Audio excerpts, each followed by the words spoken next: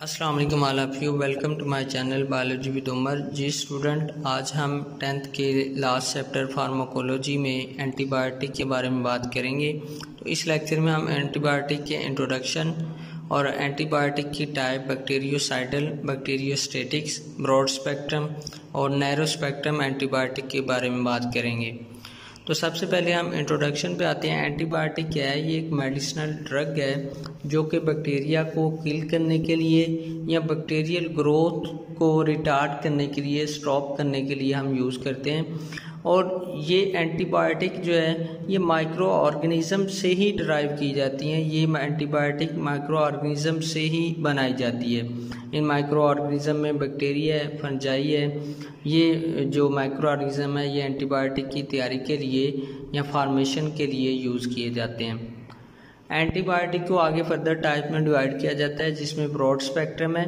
Broad spectrum antibiotic ऐसी antibiotic हैं जो कि वाइड रेंज ऑफ इन्फेक्शन के लिए यूज़ होती हैं। डिफरेंट टाइप की डिजीज़ या डिफरेंट टाइप के इन्फेक्शन के लिए अगर कोई एंटीबायोटिक यूज़ करेंगे तो उसे हम ब्रॉड स्पेक्ट्रम एंटीबायोटिक कहेंगे। इसमें टेट्रासाइक्लिन है, सल्फा ड्रग्स जो है ये ब्रॉड स्पेक्ट्रम एंटीबायोटिक में हम कंसीडर करते हैं। नेक्स्ट है नैरो स्पेक्ट्रम एंटीबायोटिक।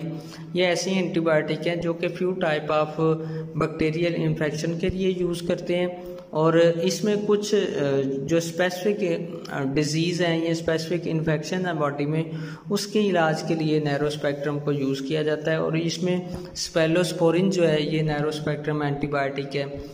नेक्स्ट है बैक्टीरियोसाइडल। बैक्टीरियोसाइडल एंटीबायोटिक की ऐसी टाइप है जो कि बैक्टीरिया को किल करने के लिए, मारने के लिए यूज़ की जाती है। और बैक्टीरियोसाइडल में स्पेलोस्पोरिन और पेनिसिलियम जो है ये बैक्टीरियोसाइडल में हम कंसीडर करते हैं। नेक्स्ट है स्पेलोस्पोरिन। स्पेलोस्पोरिन हमने पीछे ही पढ़ा है कि ये बैक्टीरियोसाइडल है, बैक्टीरिया को किल करने के लिए यूज़ की जाती हैं। बैक्टीरिया की जो सेल वाल है उसकी सेंसिस को ये इंटरफेयर करती है, ये स्टॉप कर देती है। जब बैक्टीरिया की सेल वाल की सेंसिस स्टॉप हो जाएगी तो बैक्टीरिया किल हो जाएंगे। और स्पेलोस्पोरिन जो है ये निमोनिया के लिए यूज़ की जाती है। निमोनिया क्या है? ये रिस्पिरेटरी डिसऑर्डर है जो कि स्ट्रेप्टोकोकस निमोनियाई बैक्टीरिया की वजह से होता है। इसमें हमारे जो लंग्स हैं वो प्रॉपर काम नहीं करते, उनमें गैसेस एक्सचेंज प्रॉपर नहीं होती। सोर थ्रोट के लिए स्पेलोस्पोरिन को यूज़ किया जाता है। सोर थ्रोट क्या है कि गले में सोजिश हो जाना, सोजिश, थ्रोट, गला।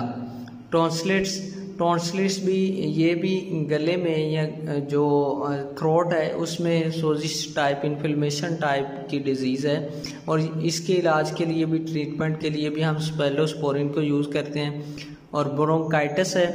ब्रोंकाइटिस जो ऐसी डिजीज़ है, ये रिस्पिरेटरी डिजीज़ है जिसमें ब्रोंकाई या ब्रोंकाइटिस ट्यूब्यूल जो हैं उनमें डिस्टर्बेंस आती है या उनके स्ट्रक्चर में डिस्टर्बेंस आती है जिसकी वजह से गैसेस एक्सचेंज नहीं होती।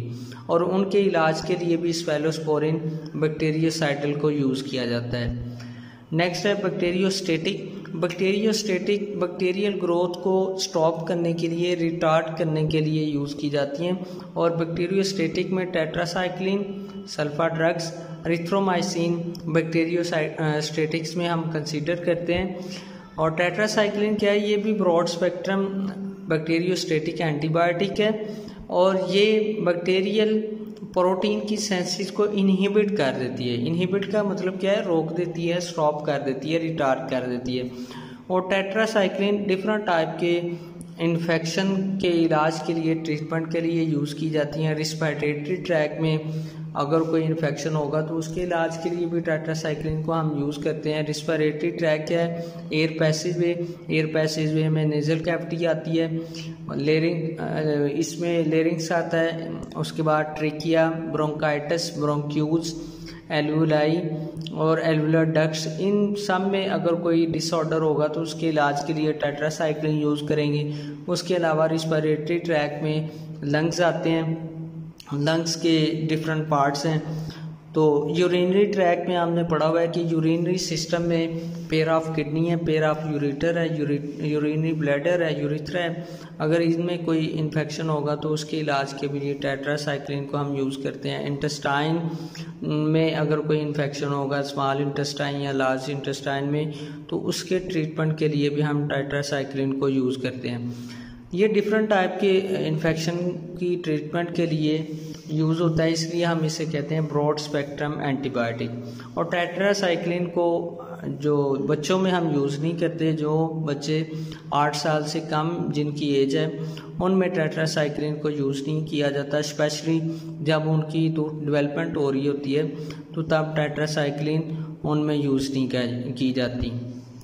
नेक्स्ट है सल्फर ड्रग। सल्फर ड्रग जो है ये इसमें सल्फोन अमाइड ग्रुप पाया जाता है और ये भी ब्रॉड स्पेक्ट्रम एंटीबायोटिक है। ब्रॉड स्पेक्ट्रम का मतलब क्या है कि ये भी डिफरेंट टाइप के इन्फेक्शन की ट्रीटमेंट के लिए यूज़ होती है और इसका स्पेसिफिक फंक्शन क्या है कि ये बैक्टीरिया में फोलिक एसिड सिंथेसिस को इनहिबिट कर देती है, रोक देती है, स्टॉप कर देती है। और ये निमोनिया और यूरिनरी ट्रैक में जितने भी इन्फेक्शंस हैं उनके इलाज के लिए सल्फर ड्रग्स को हम यूज़ करते हैं। और नेक्स्ट है एंटीबायोटिक रेजिस्टेंस। एंटीबायोटिक रेजिस्टेंस क्या है कि जब हम एक ही एंटीबायोटिक डिफरेंट डिजीज़ के लिए यूज़ करें या एक ही एंटीबायोटिक हम इररेलेवेंट डिजीज़ के लिए उसके ट्रीटमेंट के लिए यूज़ करें तो उसकी वजह से क्या होता है कि हमारी बॉडी में एंटीबायोटिक रेजिस्टेंस डेवलप हो जाती है। एंटीबायोटिक रेजिस्टेंस क्या है कि उस एंटीबायोटिक के ख़िलाफ़ हमारी बॉडी में एक रेजिस्टेंस कुव्वत एबिलिटी डेवलप हो जाती है जो कि उस एंटीबायोटिक का इफेक्ट जो है वो ख़त्म कर देती है। और आप ये कह सकते हो कि when bacteria are expose to the same antibiotics over and over का मतलब रिपीटली अगर हम एक ही सेम एंटीबायोटिक यूज़ करेंगे तो उससे क्या होता है, they can change and no longer affected by the drug. और उसकी वजह से एंटीबायोटिक का जो अफेक्ट है वो ज़्यादा देर तक हमारी बॉडी में नहीं रहता और जिसकी वजह से रेजिस्टेंस डेवलप हो जाती है अगेंस्ट डिजीज़। और इसकी 3-4 रीजंस हैं।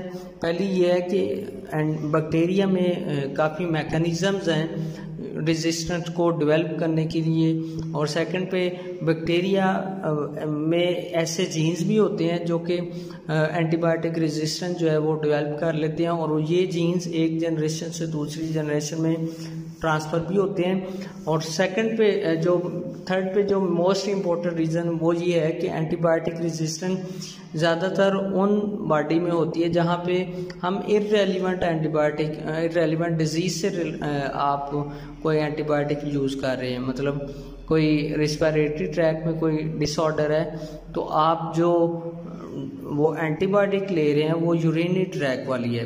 तो अगर हम इस तरह से कोई इररेलेवेंट एंटीबायोटिक यूज़ करेंगे तो तब भी हमारी बॉडी में एंटीबायोटिक रेजिस्टेंस जो है वो डेवलप हो जाएगी। Thank you for this.